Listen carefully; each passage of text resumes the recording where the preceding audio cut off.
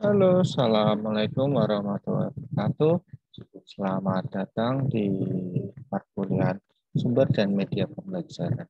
Nah, kemarin kita sudah membahas sedikit tentang konsep dasar sumber dan media pembelajaran.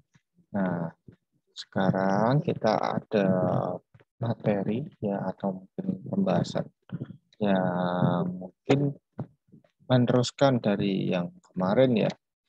Sebelum kita merambah ke materi yang lainnya, alangkah baiknya kita mengetahui yang namanya konsep dasar sumber belajar. Ya, jadi sebelum kita membahas ke yang lainnya, kita membahas dulu nih tentang dasar dari sumber belajar. Apa yang dimaksud dengan sumber belajar itu apa, dan isinya apa saja. Nah, itu perlu kita bahas terlebih dahulu. Nah, untuk pengertian dari sumber belajar sendiri adalah segala sesuatu yang mendukung terjadinya proses belajar, termasuk sistem pelayanan, bahan pembelajaran, dan lingkungan yang dapat digunakan baik secara terpisah maupun terkombinasi, sehingga mempermudah anak didik dalam mencapai tujuan belajar atau kompetensi yang harus dicapainya. Nah, jadi ada segala sesuatu yang mendukung proses belajar itu adalah sumber belajar.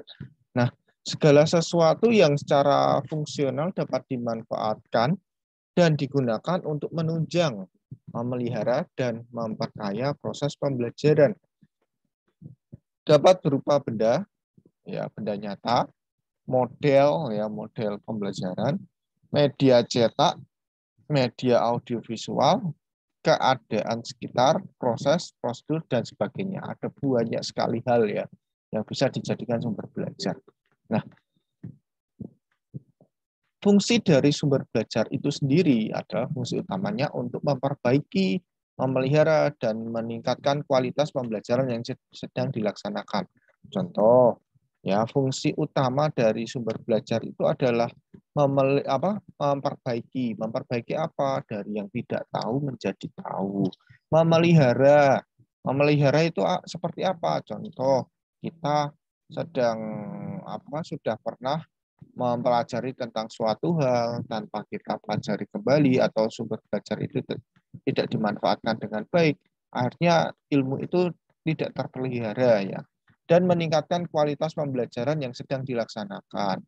Dengan adanya sumber belajar tersebut, kita bisa mendapatkan feedback mungkin dari siswa kita ya tentang kualitas pembelajaran yang sedang dilaksanakan. Ya, dengan menggunakan sumber belajar ini, oh ternyata respon dari siswa seperti ini. Nah, itu bisa jadi evaluasi dari materi yang kita gunakan itu efektif tidak dengan keadaan siswa. Nah, untuk fungsi sumber belajar yang lainnya adalah meningkatkan produktivitas pembelajaran. Ya, jelas ini meningkatkan produktivitas pembelajaran. Terus lebih memantapkan pembelajaran, memberikan kemungkinan pembelajaran yang sifatnya lebih individual. Lebih individual ya.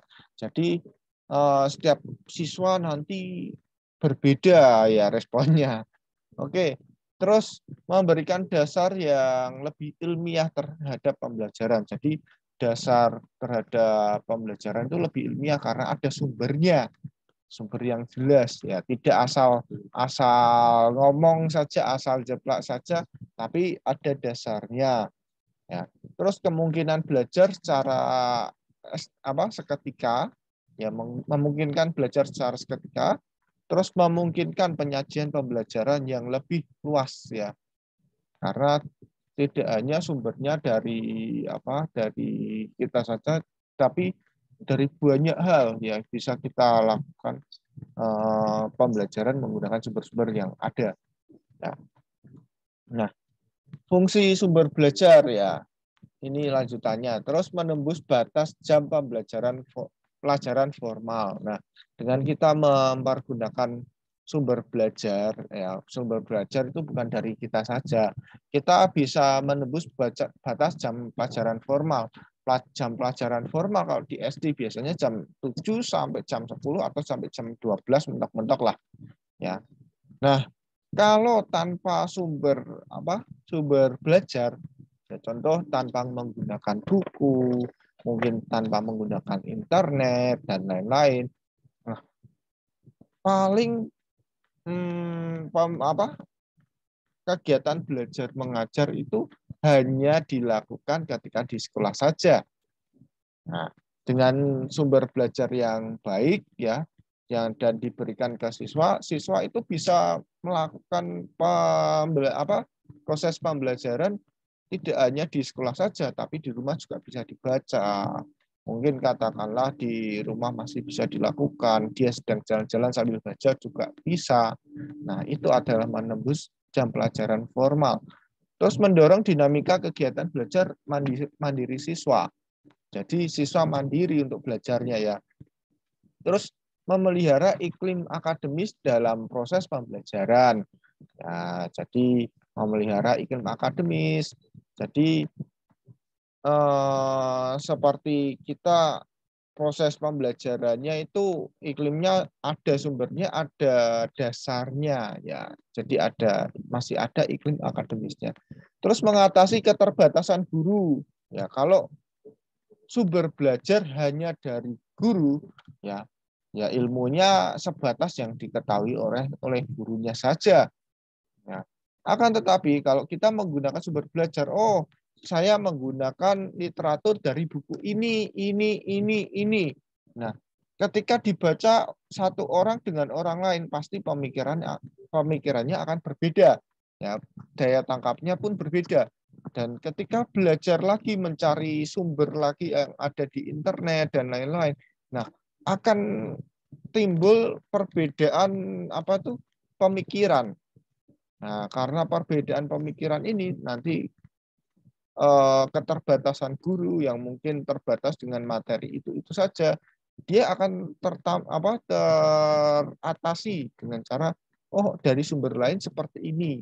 Ya, jadi siswa ketika diajari untuk tahu yang namanya sumber belajar ini dibaca, itu keterbatasan guru menjadi berkurang ya.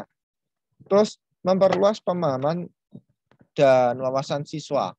Jadi pemahaman dan wawasan siswa jadi lebih luas ya karena tidak terpaku dari guru saja. Antisipatif dan proaktif terhadap perkembangan. Jadi setiap ada perkembangan dia akan berkembang, ilmunya berkembang dan tidak pernah berhenti di situ-situ saja. Nah, tadi sudah membahas tentang fungsi sumber belajar. Nah, sekarang kita membahas tentang kegunaan sumber belajar.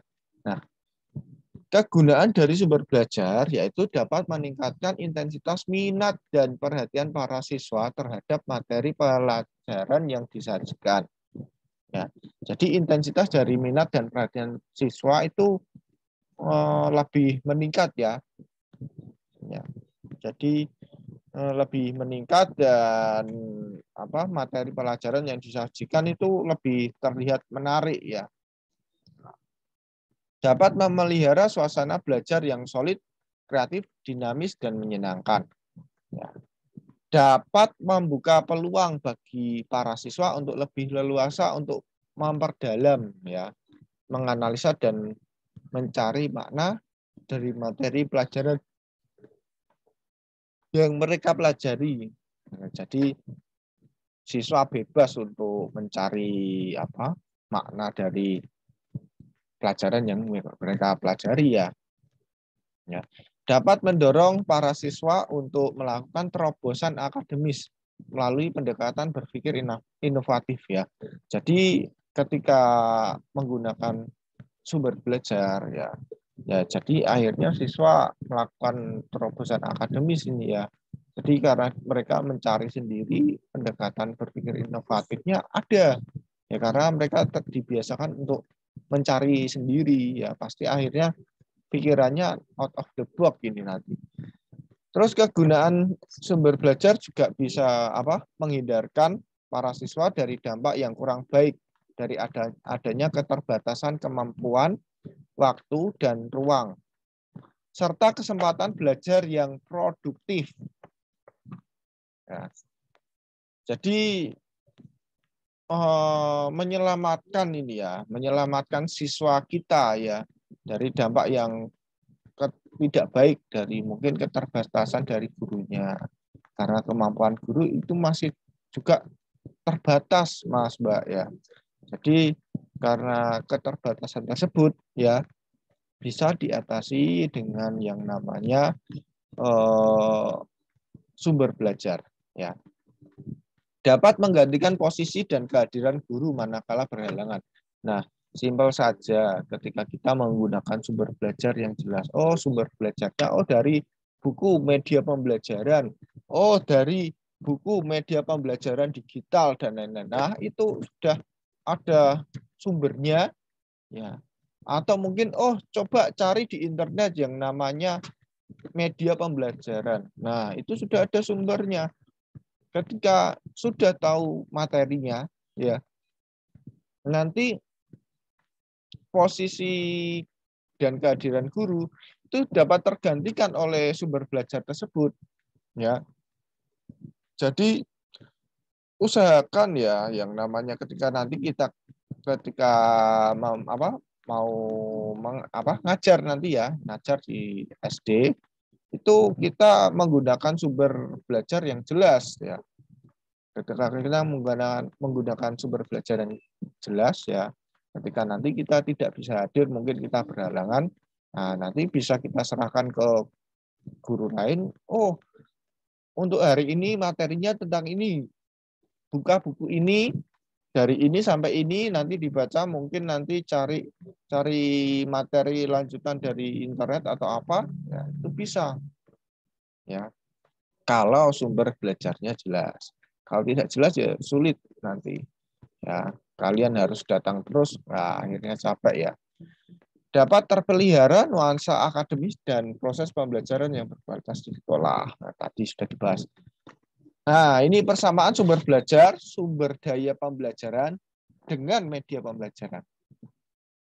Ya, jadi sumber belajar, sumber daya pembelajaran dengan media pembelajaran. Nah, ini tiganya beda, tapi ada persamaannya. Persamaannya yaitu satu, sama-sama digunakan untuk proses pembelajaran. Ya. Sama-sama untuk meningkatkan hasil pembelajaran.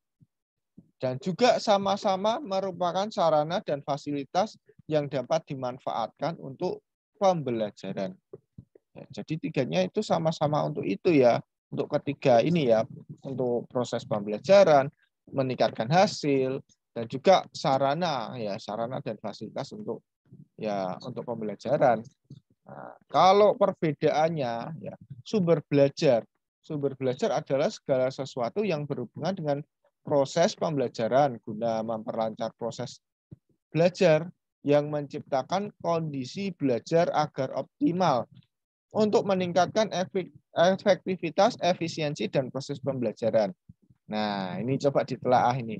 Nah, jadi sumber belajar merupakan segala sesuatu ya, apapun yang berhubungan dengan proses pembelajaran guna memperlancar proses pembelajaran yang menciptakan kondisi belajar.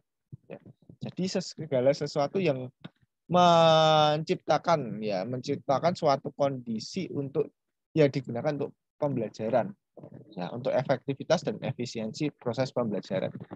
Nah, contohnya orang ya adalah guru yang menyampaikan materi pelajaran. Ya.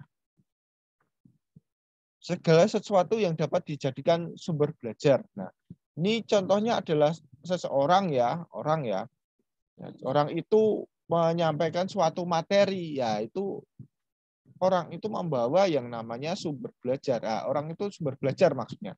Orang itu adalah sumber belajar. Ya. Nah, ini contoh kalian ini sedang diskusi dengan saya, ya. Nah, saya menyampaikan suatu materi. Nah, berarti saya membawa yang namanya sumber belajar atau saya itu adalah sumber belajar ya. Katakanlah saya membawa buku untuk kalian baca. Nah, buku itu adalah sumber belajar kalian. Nah, jadi itu sumber belajar. Kalau sumber daya pembelajaran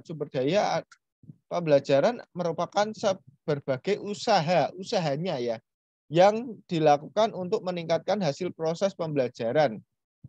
Ya, usahanya. Tadi kan subjeknya, sekarang objek, bukan objek ya, usaha, kata kerjanya lah.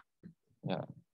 Jadi suatu kata kerjanya kalau saya memperlihatkannya ya. Jadi sumber daya pembelajaran merupakan berbagai usaha yang dilakukan untuk dapat meningkatkan hasil proses pembelajaran.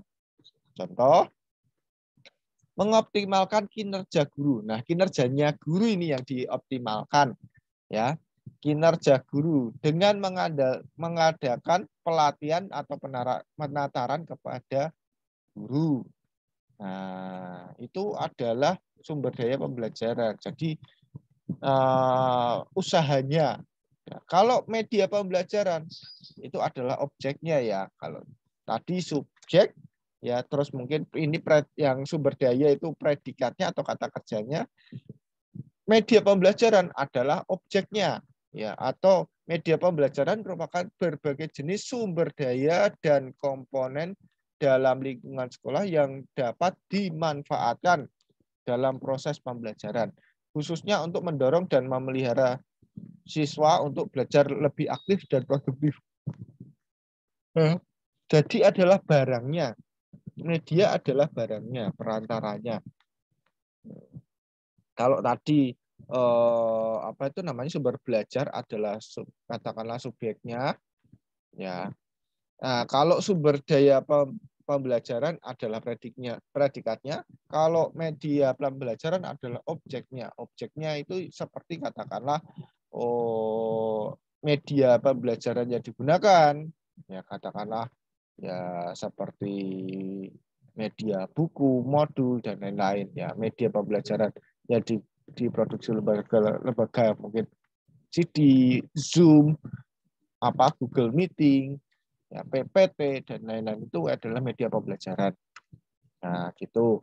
Nah, jenis sumber belajar kalau dilihat dari segi perancangannya, ya, sumber belajar yang dirancang learning resource by design ya. Sumber-sumber yang secara khusus dirancang atau dikembangkan sebagai komponen sistem instruksional untuk memberikan fasilitas belajar yang terarah dan bersifat formal. Ya, bersifat formal ini ya. Jadi itu sumber belajar yang dirancang dikembangkan sebagai komponen sistem instruksional untuk memberikan fasilitas belajar yang terarah. Sumber belajar yang dimanfaatkan. Nah, tadi kan yang dirancang ya, sumber belajar yang dirancang. Nah, sekarang sumber belajar yang dimanfaatkan.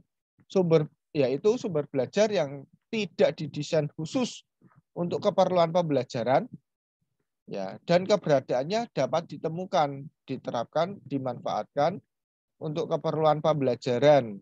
Sumber belajar yang ada di masyarakat. Contoh, saya ingin mengajarkan yang namanya katakanlah yang ada di masyarakat ya. Katakanlah ada di masyarakat itu suka bermain Mobile Legends. Nah, katakanlah seperti itu ya. Nah, jadi mungkin efeknya anak itu menjadi katakanlah agresif dan lain-lain. Nah, itu adalah sumber belajar yang dimanfaatkan karena sudah ada di masyarakat, sudah ada di lapangan, kita manfaatkan menjadi sebuah ilmu. Nah, kalau tadi kan dirancang dulu. Jadi dari tidak ada materinya, kita buat materinya sesuai dengan tujuan yang kita kita inginkan. Kalau sekarang yang sumber belajar yang dimanfaatkan yaitu sumber belajar yang sudah ada di lapangan, kita manfaatkan. Nah, seperti itu. Nah, jenis sumber belajar ya, secara umum sumber belajar dapat dikategorikan ke dalam 6 jenis. Ya, sumber belajarnya ya, mulai dari pesan. Ya, pesan itu adalah informasi yang harus disalurkan oleh komponen lain berbentuk ide, fakta, pengertian, data. Itu pesannya. Ya, pesan adalah ya pesannya lah. Terus orang yang menyimpan informasi tidak termasuk yang menjalankan fungsi pengembangan dan pengelolaan sumber belajar. Orangnya ini berarti orang yang menyimpan informasinya atau menyimpan ilmunya. Nah, terus bahan sesuatu yang bisa disebut software yang mengandung pesan untuk disajikan melalui pemakaian alat. Nah, bahan ini bahan apa? Sumber belajar. Terus peralatan sesuatu bisa disebut hardware yang menyalurkan pesan untuk disajikan yang ada di dalam software. Terus teknik atau metode ya. Jadi ini caranya kalau teknik ya. Prosedur yang disiapkan dalam menggunakan ya bahan pelajaran, peralatan, situasi dan orang yang menyampaikan pesan. Terus lingkungan. Situasi sekitar di mana pesan disampaikan. Ya. Jadi harus ada lingkungannya, tanpa ada lingkungan ya nah, sumber belajar itu tidak terjadi.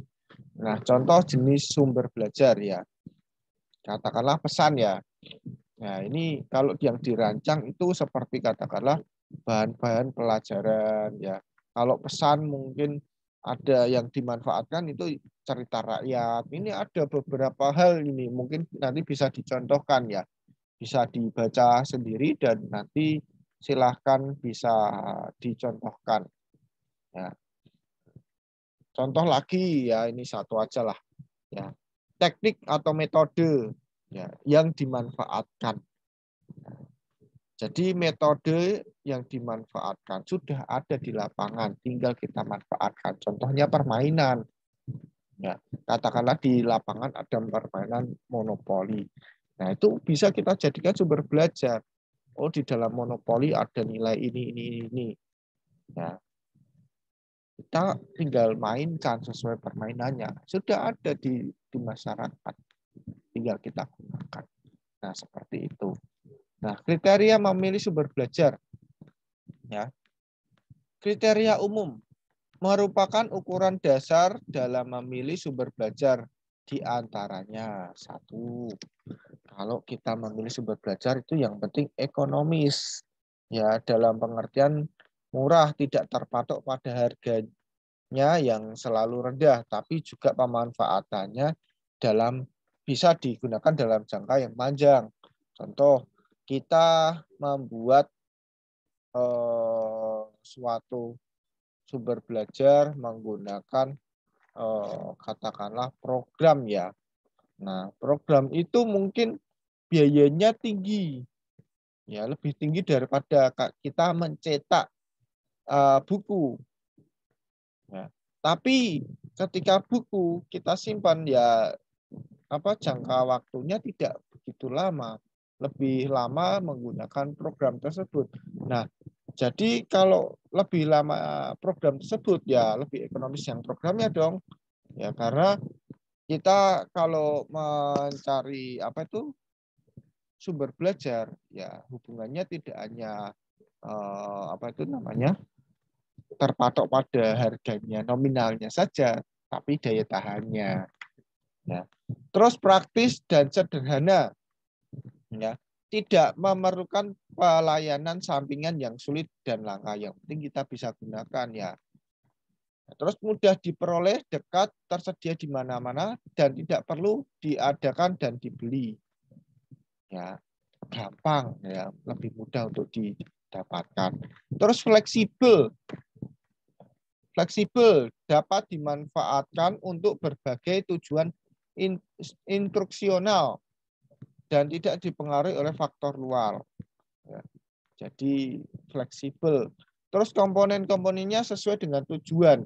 Hal ini untuk menghindari hal-hal yang ada di luar kemampuan guru. Ya, jadi sesuai dengan tujuan kita. Nah, kalau berdasarkan tujuannya, ya kriteria memilih sumber belajar, ya itu ada beberapa, yaitu salah satunya memotivasi. Ya, jadi bertujuan membangkitkan minat, mendorong partisipasi, merangsang pertanyaan-pertanyaan, memperjelas masalah dan sebagainya. Nah, itu memotivasi. Terus ada pengajaran, yaitu mendukung kegiatan belajar mengajar.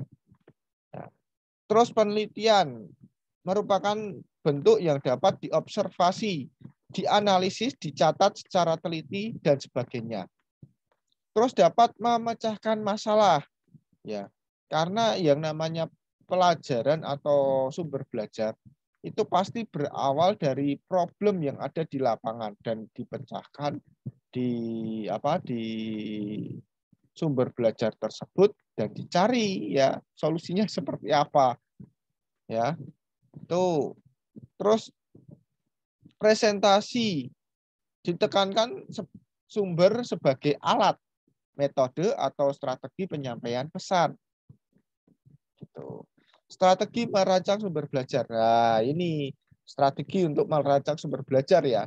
Jadi sumber belajar itu mulai dari identifikasi karakteristik dari sumber belajar yang akan digunakan.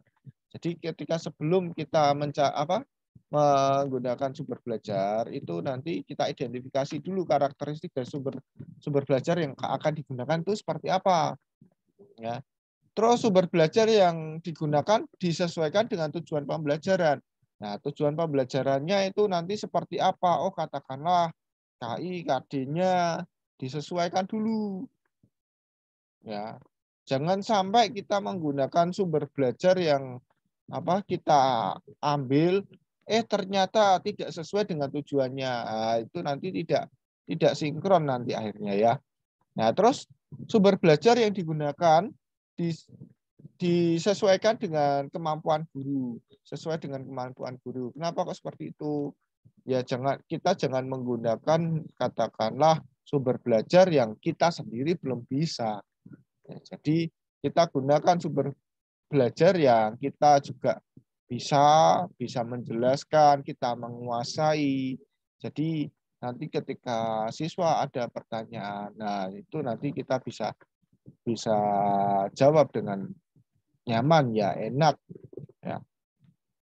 Sumber belajar yang digunakan disesuaikan dengan kebutuhan siswa. Nah, ini yang terpenting sebenarnya ya. Jadi sumber belajar yang kita berikan ke siswa itu sesuai dengan kebutuhan siswa. Ya. Jadi kebutuhan siswa itu seperti apa kita berikan. Ya. Jangan kita memberikan sesuatu yang akhirnya tidak digunakan ya, atau tidak dibutuhkan oleh siswa, percuma nanti. Ya. Nah, model penggunaan sumber belajar ya. Guru secara penuh ya. Jadi kalau penggunaan sumber belajar itu kalau guru secara penuh ya, guru harus memposisikan sebagai sumber belajar. Ya, sumber belajar tersebut digunakan dari awal sampai akhir pembelajaran. Posisi guru hanya sebagai fasilitator dalam pembelajaran. Ya. Jadi ini guru memposisikan sumber belajar tersebut digunakan dari awal sampai akhir pembelajaran. Posisi guru hanya sebagai fasilitator. Nah, ini fasilitator ya dalam pembelajaran, bukan sebagai sumber belajarnya. Ya, tapi fasilitator yang memfasilitasi siswa kita untuk mencari sumber belajar itu ya, menggunakan sumber belajar itu. Terus sumber-sumber utama atau mayor resource ya. Guru harus memposisikan sumber belajar tersebut digunakan sebagai sumber utama dalam pembelajaran. Posisi guru hanya memperjelas dari sumber-sumber belajar yang digunakan. Nah, jadi kalau ini ya guru itu sudah ada yang namanya sumber utama dalam pembelajaran. Contoh katakanlah mempunyai, oh saya untuk perkuliahan ini menggunakan buku ini. Nah, yang terus yang dilakukan oleh guru atau dosen itu hanya memperjelas ya, atau apa itu namanya, ya menerangkan yang ada di buku ini. Ya, itu adalah yang namanya major resource atau sumber-sumber utama. Terus pelengkap ya, suplemen view. Guru harus memposisikan sumber belajar itu sebagai pelengkap saja dalam pembelajaran. Ya, jadi guru memposisikan, katakanlah guru itu ada buku ya, tapi buku ini digunakan sebagai pelengkap dalam pembelajaran. Posisi guru lebih banyak sebagai sumber informasi. Nah, ini hampir mirip dengan saya ya sekarang ini. Karena apa? Saya masih menerangkan secara utuh semuanya itu seperti apa. Nah, jadi kalau seharusnya kalau di perkuliahan itu masuknya itu guru secara penuh ya. Jadi posisi guru hanya sebagai fasilitator pembelajaran, hanya memberikan masalah kalau saya saya istilahkan ya. Jadi seperti provokator. Ya. Ini loh ada masalah seperti ini. Ya, ada masalah seperti ini. Coba cari di internet. Nah, jadi posisi guru hanya sebagai fasilitator. Jadi katakanlah siswa bingung. Bu, cara bacanya ini gimana? Ah, ini huruf apa? Huruf K. Ini huruf apa? A. Terus ini huruf apa? U. KA sama dengan KU, KAU, KU. Nah, seperti itu. Jadi ini adalah posisi guru hanya sebagai fasilitator. Ya. Kalau sebagai sumber utama itu sudah ada sumber belajarnya, nah kita hanya memperjelas. Kalau pelengkap, guru itu hanya sebagai lebih banyak menjadi sumber informasi yang jelaskan semuanya. Nah, ini yang paling kurang direkomendasikan kalau untuk sekarang. Nah, seperti itu.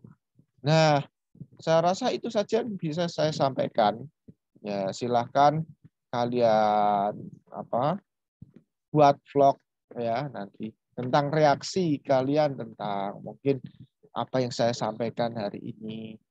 Ya, mungkin ada sesuatu yang mungkin tidak kalian mengerti, kalian bisa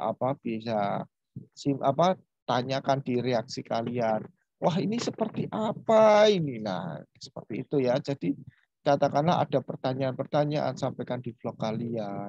Mungkin katakanlah kalian bisa menjelaskan yang saya sampaikan. Silahkan dibuat ke dalam vlog kalian. Nah, saya rasa itu saja yang bisa saya sampaikan. Kurang lebihnya mohon maaf ya. Oh ya, sebelum saya akhiri, jangan lupa ya like, komen, dan subscribe channel saya. Oke, saya rasa itu aja. Assalamualaikum warahmatullahi wabarakatuh.